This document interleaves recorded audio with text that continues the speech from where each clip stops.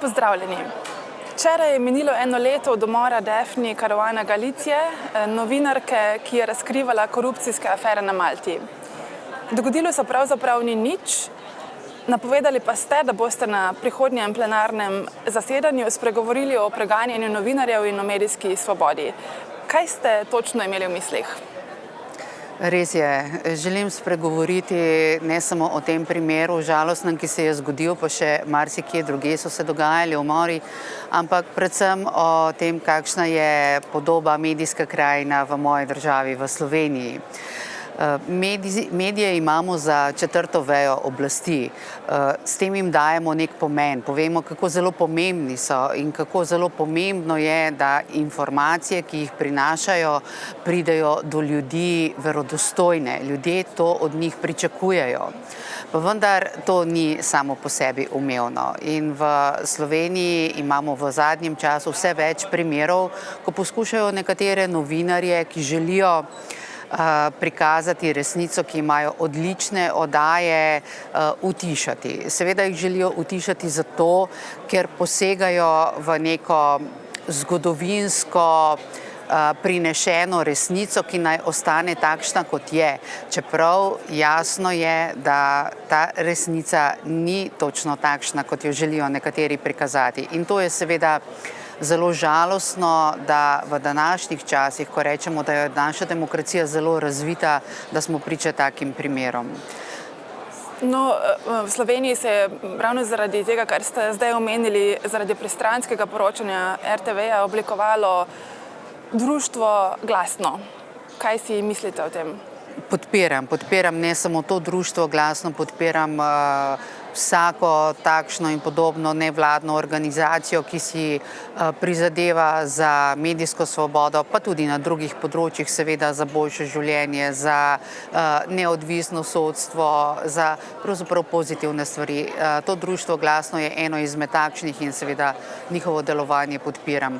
Bi pa rada pri tem dodala še nekaj, da ne glede na to, kako smo kritični do medijev, pa vendarle verjamem, da niso vsi novinarji svobodno pristali na to, da ne bodo nekako neodvisni svobodni novinarji, ampak da bodo pisali po nareku njihovih lastnikov in da so nekako ujetniki v nekem režimu. Verjamem, da je teh novinarjev veliko in da si želijo in svoje osebne, profesionalne svobode. In šele ko bomo imeli te svobodne novinarje, ki ne bodo ujetniki tudi njihovih ekonomskih razmer, ker živijo kot recimo espeji, slabo zaslužijo, potem bomo imeli tudi neodvisno in svobodno novinarstvo in šele s tem pride potem tudi demokracija. Pa še eno izmed vprašanj iz drugega področja.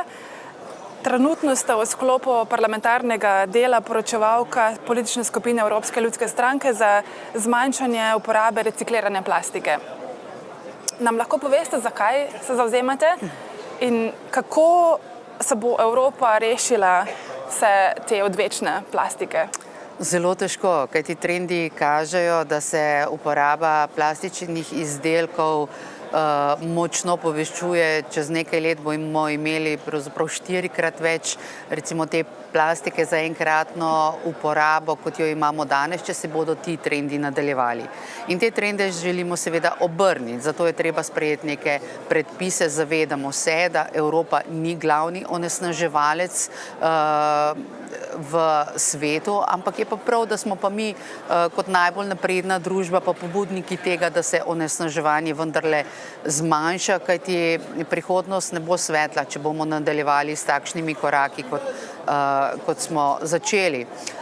V tem poročilu gre predvsem za zmanjšanje uporabe plastike za enkratno uporabo. Recimo teh žličk, s katerimi mešamo kavo, recimo balonov, teh lončkov, v katerih pijemo kavo, ki so plastični.